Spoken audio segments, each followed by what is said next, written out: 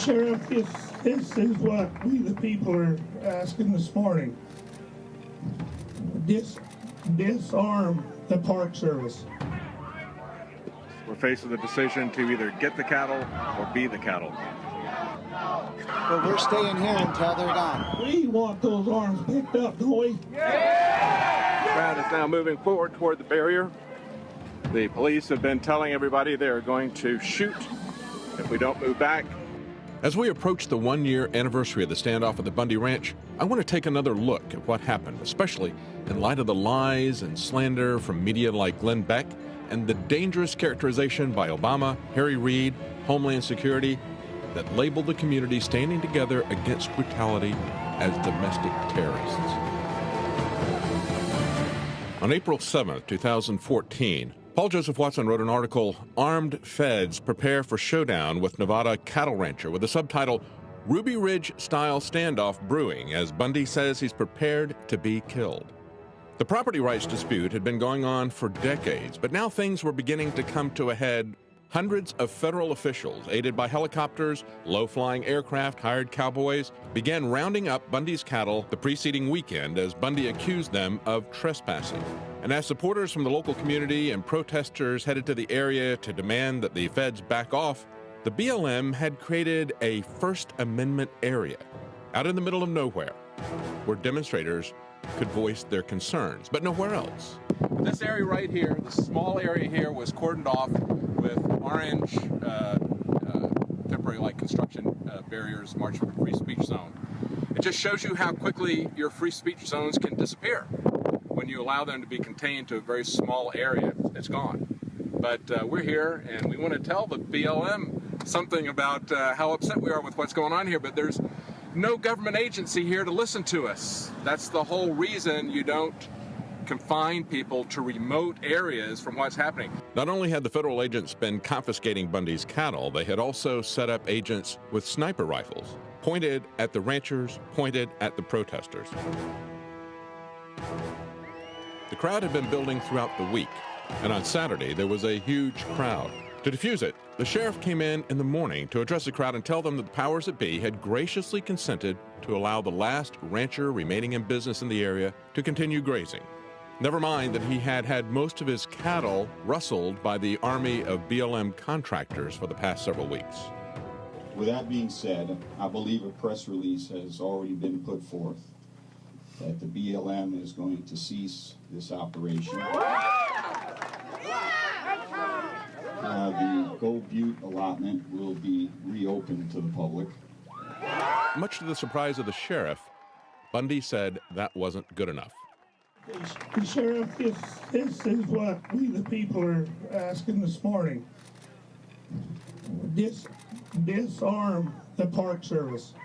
Right. Yeah!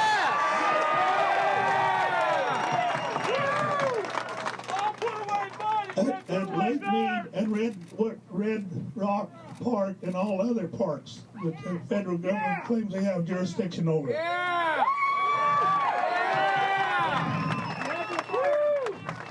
Take your county bulldozers and loaders and tear down the entrance places, where they ticket us and where they enter us and make us citizens pay their fees. You take down you get the county equipment out there and tear those things down this morning. Yes, sir. Immediately. Yeah. What they wanted was for him to exercise his authority as the only lawful law enforcement in the area and to disarm the BLM agents and contractors who had been pointing their sniper rifles at the protesters and ranchers, confiscate their weapons, tell them to leave the area, and then stack the weapons on stage. Bundy gave him 1 hour to do so. At the end of the time limit, Bundy announced that it looked like the sheriff wasn't going to do anything. No one was surprised. But what did surprise us, and surprised the federals, was his announcement. I guess he's not coming, so I guess we had presents. We thought we had a sheriff here, but evidently we don't have a sheriff here. We're going to go and take the rest of them out of the compound trails up here above the freeway. I was one of the first ones to get down to the area where the standoff would occur. The Okay, people are now moving. They stopped for prayer. They had vehicles, they had guns that were pointing at us, and they had shields. And they had a loudspeaker that was announcing that they would shoot if we did not leave the area. The only mainstream media that was in attendance was one cameraman from Fox News. He desperately wanted to get over to the BLM and interview them, but he was scared to death, as you can see in this video, that they were going to shoot him. He kept announcing that he was with Fox News. He pulled up his shirt to show that he wasn't armed. They kept telling him to go back. They did not want him to come to interview them. They were in a fighting stance. They had 80 different cars, each of them with just one BLM agent. Now, it's a standoff. I've got a count of 107 vehicles. 107, okay. Going on the road. That's you know, the thing of it is all 107 of those vehicles were armed with armed army. Yes. That always fascinated me. Absolutely. Why would the state highway patrol allow an army like that onto their highway, and then why would that army be able to pass through the city of Mesquite without, any resistance, through the state of Arizona without any resistance, through the port of entry into Utah without any resistance, and that army disappeared in the state of Utah, and not one media, no question. That army went across the United States without one question asked. An army of BLM agents, 107 cars of armed men. This is exactly what the Posse Comitatus Act prohibits. It's not just a prohibition of the military being used for law enforcement. Understand that Posse Comitatus is Latin for power of the community. The Posse Comitatus Act prohibits the president from usurping the true Posse Comitatus, the true power of the community, with his own posse of armed federal agents. There were clear distinctions, too, from Ferguson and other places where we've seen protests about a government that's out of control. In Ferguson, businesses in the community were destroyed and burned. As InfoWars has pointed out, in Ferguson, these looters were coming from outside of the community. They were not the core protesters. And of course, the same thing could have happened at Bundy Ranch. I believe the reason that it didn't was because the militia threw out people who were dangerous or provocateurs. People like Jared Miller, who later shot 2 cops in Vegas. But rather than give the militia credit for expelling people like Jared Miller, the media used it to demonize them. Another difference about the Bundy Ranch was that there was a clear, achievable objective. The people were peaceful, but they were determined.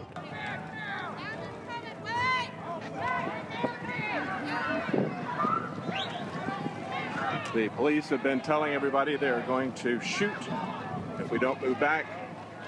People are moving forward with their hands in the air, holding flags with both hands in the air. It's a mixture of people on foot, as you can see, people on foot and cowboys.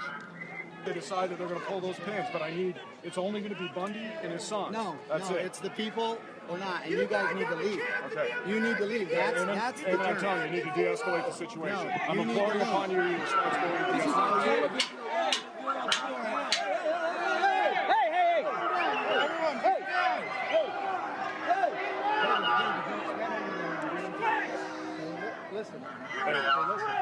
Listen. You are on Nevada state property. Okay, And and it is time for you. No, there's a the time time for is now. We're doing that. No, the But you time need to is push now. these people back so they can do it safely. Push them back so they can do it You safely. leave. Cattle are coming in 30 minutes, but we're staying here until they're gone. Okay? That's what we're doing. I can back some of these guys up if you promise they won't run me and my partner down. Whatever you tell us to do, All right. as long as it's not to compromise this mission, not. we will do. You have authority. All I ask you to do is just hang tight. Okay. So we're all right where we're at? Yeah. Okay. This is 1776. No, it's not. That's right. What happened, what we call the Boston Massacre, was an angry mob. You can call them a bunch of drunk rowdies. It's just like guys that like barroom brawls. I just love being in a fight. There's guys like that. They're belligerent. They'll fight anybody. We were misrepresented by powerful voices. So these people who hold themselves out to be patriots are not. They're nothing more than domestic terrorists. We rode over there. We didn't come charging, guns a-blazing. We were not armed. There were a couple of cowboys that had rifles in their boots, their saddle boots. There was 1 or 2 riders that may have had a sidearm on their persons. None of them drew them from their scabbards, from the boots. I know Glenn Beck wasn't there, but he can see from the videos taken by the people who were there that nearly all of the people at the standoff were not armed, and those that were had them holstered, even as the bureaucrats, all of whom were armed, pointed weapons and threatened to shoot. People with no guns in their hands, marching in defiance to troops threatening to shoot them. That was in the spirit of Gandhi and Martin Luther King. But let us not forget that it was Gandhi who said, among the many misdeeds of British rule in India, history will look upon the act of depriving a whole nation of arms as the blackest. Whether or not you agree with Cliven Bundy's position on his grazing rights, everyone should be appalled at the conduct of the BLM, its agents, and its hired contractors.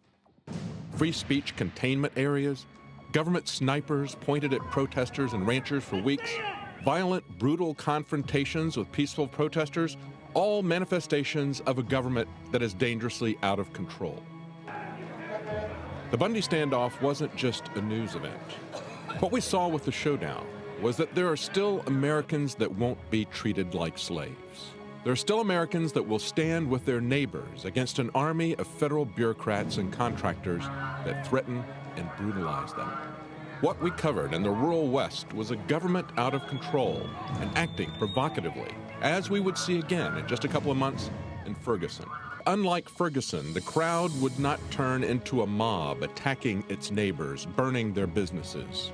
The community stood together with each other resolutely and in a determined way made it clear that they were not looking for a fight, but they weren't going to back down either. What the Bundy family and their neighbors demonstrated to the nation was that power truly lies with the community, and that when the community stands together, neighbor with neighbor, against a violent and brutal government, the thugs will back down and slink away. Unlike Glenn Beck and Obama, Thomas Jefferson would have approved of what happened at the Bundy Ranch standoff. He wrote in 1787, "What country can preserve its liberties if its rulers are not warned from time to time that his people preserve the spirit of resistance? Let them take arms." For InfoWars Nightly News, I'm David Knight.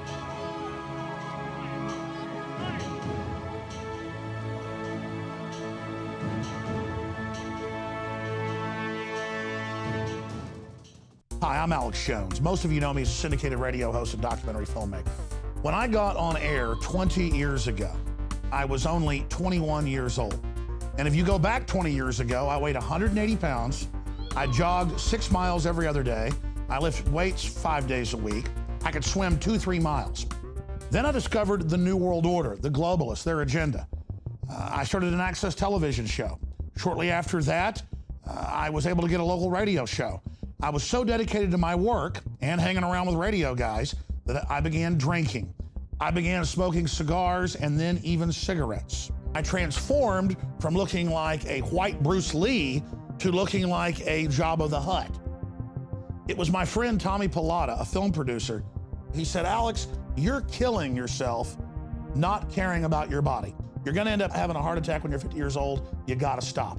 And so I began a journey 5 years ago to shed the almost 100 pounds. The first 3 years, I lost about 25 pounds. It was super hard. I started taking Super Male Vitality and saw dramatic results in just a few weeks. When I added to the mix the key products developed by Dr. Group for InfoWarsLife.com, the results were incredible. The problem was, though, I'd never been a vitamin and mineral and supplement taker before, so I kept forgetting to do it. Just a month and a half ago, I asked the crew to take a photo of me in the same lighting to see what I could do in just a month and a half by taking the Oxy powder, by taking the Survival Shield X2 and the other InfoWarsLife.com products to see if it accelerated it.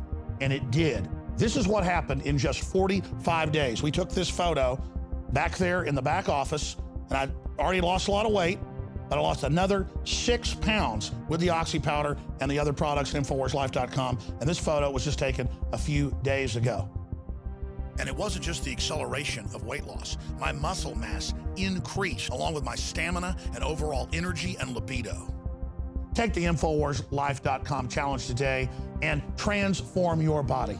I'm getting back to where I was 20 years ago. We've got to get our temple straight before we can go out and fight the globalists, and that's what these products have helped me do. Check them out today at InfoWarsLife.com or give our crew a call. They can answer all your questions or tell you about any of the specials at 888-253-3139.